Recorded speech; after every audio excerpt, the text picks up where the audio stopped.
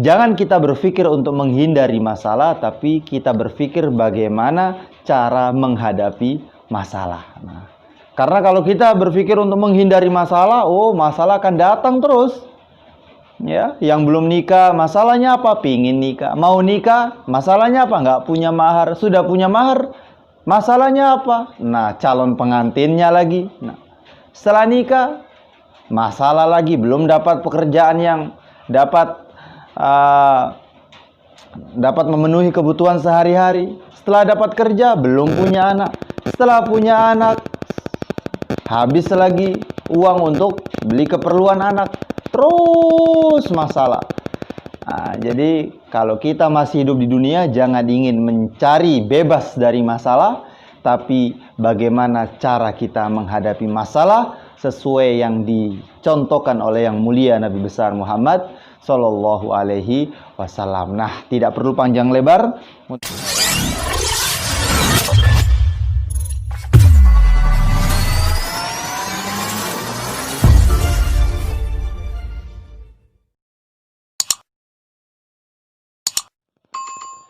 Assalamualaikum warahmatullahi wabarakatuh. Bismillahirrahmanirrahim. Alhamdulillahirabbil alamin. Assalatu wassalamu ala asyrafil mursalin wa ala alihi wa sahbihi ajmain. Kesempatan kali ini kita akan membahas satu permasalahan yang sering terjadi di kalangan masyarakat awam. Apa yang kita akan bahas di kesempatan kali ini? Kita akan membahas mengenai babur rohni wal ijarah, yaitu kita akan membahas bab gadai dan sewa. Jadi kita sering sewa menyewa barang atau menggadaikan barang, minjam uang, kemudian kita menggadaikan barang. Jadi sering kita lihat pergadaian menyelesaikan masalah tanpa masalah. Nah, ini kayaknya ini omong doang atau tong kosong ya. Jadi tidak ada menyelesaikan masalah tanpa masalah, itu tidak ada. Justru dengan adanya utang, otomatis dia tambah lagi masalahnya. Apa masalahnya? Masalahnya adalah membayar utang. Kapan seseorang itu terbebas dari masalah? Ketika dia sudah masuk surga. Nah, kalau sudah masuk surga baru selesai semua masalah. Masalah utang selesai, masalah keluarga selesai, masalah anak selesai, masalah teman tetangga selesai, masalah negara, semua selesai kalau sudah masuk surga. Kalau masih di dunia, masih hidup, jangan harap selesai dari masalah. Jangan harap kita bisa terhindar dari masalah. Masalah itu bukan hanya yang menyakitkan. Kita sakit itu sebuah masalah, kita sehat pun masalah. Nah, jadi ujian atau masalah.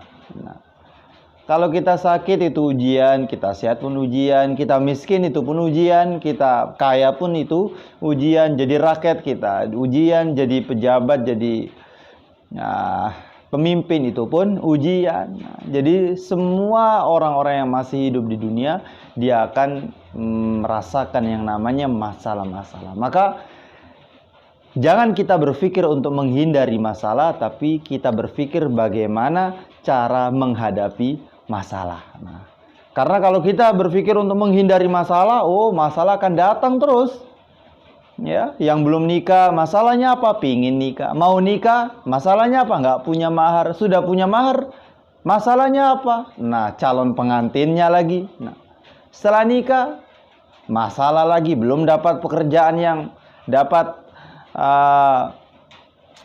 memenuhi kebutuhan sehari-hari. Setelah dapat kerja, belum punya anak. Setelah punya anak, habis lagi uang untuk beli keperluan anak.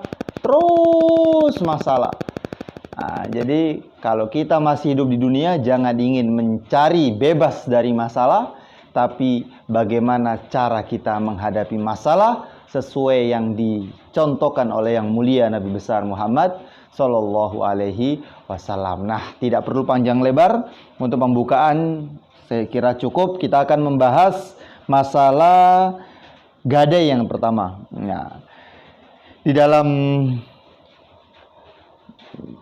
dalam buku ngaji untuk bekal kehidupan dunia akhirat. Ngaji fikih untuk bekal kehidupan dunia akhirat. Jadi ini termasuk pengeluaran dari Pondok Lirboyo. Kata pengantar Kiai Haji Ahmad Idris Marzuki dan Kiai Haji Maimun Zubair. Masya Allah. Nah, kita akan bahas satu permasalahan yang sering terjadi. Apa itu permasalahannya? Bolehkah pihak pegadaian memanfaatkan barang gadaian? Misalnya sepeda motor yang digunakan untuk keperluan sehari-hari. Nah, jadi sering kita gadaikan barang, kemudian barang itu digunakan oleh orang yang menerima gadaian. Jadi kita utang ke pegadaian, kemudian kita serahkan barang, nah kemudian barang tersebut digunakan oleh pihak yang menerima gadai tersebut. Nah, jawabannya di sini tidak boleh. Kenapa? Karena setiap utang piutang ya, setiap utang piutang kullu qardin jarra manfaatan fahuwa riba. Setiap utang piutang yang di dalamnya ada mengambil satu kemanfaatan maka disebut riba.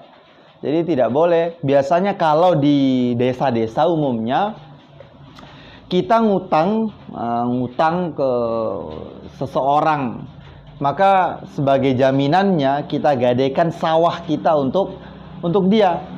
Maka oleh pihak yang menerima gadaian justru sawahnya digunakan. Nah, parahnya lagi, selagi orang yang meminjam utang itu belum dapat membayar utangnya, maka sawahnya terus dikerjakan oleh orang yang menerima gadaian atau orang yang meminjamkan tadi, sehingga setahun belum lunas tetap dikerjakan sawahnya, 2 tahun belum lunas tetap dikerjakan sawahnya. Jadi orang yang menerima gadaian maka dia sangat-sangat mengambil keuntungan di dalam memberikan pinjaman kepada orang yang meminjam tadi, dan ini tidak diperbolehkan. Karena apa? Karena barang gadaian itu gunanya apa? Gunanya ketika seseorang tidak dapat membayar utangnya ketika jatuh tempo. Contoh, saya meminjam kepada si A 100 juta dengan gadaian sawah ataupun yang lain, motor dan lain sebagainya. Nah, barang-barang ini ya, ketika kita meminjam uang, berapa tahun ingin dibayar? Setahun. Nah, maka ketika tahun depan jatuh tempo pembayarannya, kita belum dapat membayar ataupun dapat setengah kita baru bisa membayar, maka barang gadaian ini dijual. Nah, dijual oleh orang yang memberikan utang, kemudian uangnya digunakan untuk membayar utangnya. Nah, baru kalau ada sisa dikembalikan kepada orang yang mengutang. Ini aslinya di dalam praktek gadai menggadai. Jadi tidak orang meminjam kemudian menggadaikan barang kemudian digunakan oleh orang yang menerima gadaian. Nah, ini sangat-sangat menzolimi orang yang meminjam. Nah, terus bagaimana misalnya kalau orang yang menggadaikan atau orang yang menerima gadaian ya? Bagaimana kalau orang yang menerima gadaian dia ingin mengambil keuntungan? Kalau saya meminjam 100 juta ya kepada seseorang, nah kemudian dia tidak mengambil keuntungan sedikit pun, tahun depan uang tersebut tetap 100 juta saya kembalikan, dan 100 juta tahun ini dengan 100 juta tahun depan otomatis harganya turun ya. Kalau tahun ini 100 juta dapat membeli, misalnya membeli sapi 10 ekor sapi yang umurnya 2 tahun misalnya. Nah, 1 tahun kemudian 100 juta itu tidak dapat membeli 10 ekor sapi yang umurnya 2 tahun. Nah, jadi berkurang nilainya. Berbeda dengan emas. Kalau pinjam emas tidak ada penurunan harga emas. Dari zaman dulu sampai sekarang emas tetap naik terus. Nah, naik terus nilainya. Berbeda dengan uang rupiah. Terus bagaimana solusinya bagi orang yang menerima gadaian? Nah, caranya orang yang meminjam kemudian dia memberi gadaian, tidak usah dia memberi gadaian yang berupa tanah, berupa motor, tidak usah, tapi hendaknya dia memberi gadaian yang sekiranya barang itu bisa disimpan oleh orang yang meminjamkan uang tadi, ataupun motor ya, kalau motor bisa disimpan misalnya, ataupun BPKB. Nah, ini paling mudah, BPKB, kemudian surat tanah, surat-surat ataupun yang berharga. Nah, ataupun emas misalnya, kalau dia punya emas. Nah, kalau punya emas ngapain dia minjam uang, mending emasnya aja dijual kan.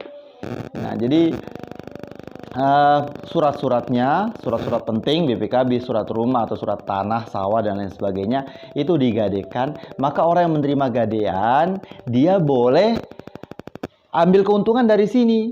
Boleh kamu meminjam uang kepadaku, kemudian tahun depan kamu bayar sesuai pinjaman, dengan syarat kamu memberikan gadaian, ya, barangnya apa, kemudian biaya penitipan barang gadaian. Nah, biaya penitipan barang gadaian, misalnya kalau 1 bulan biayanya 100.000, ya, terserah, ini kesepakatan antar mereka. Ya udah, saya siap biaya penitipan barang gadaian 1 bulan 100.000.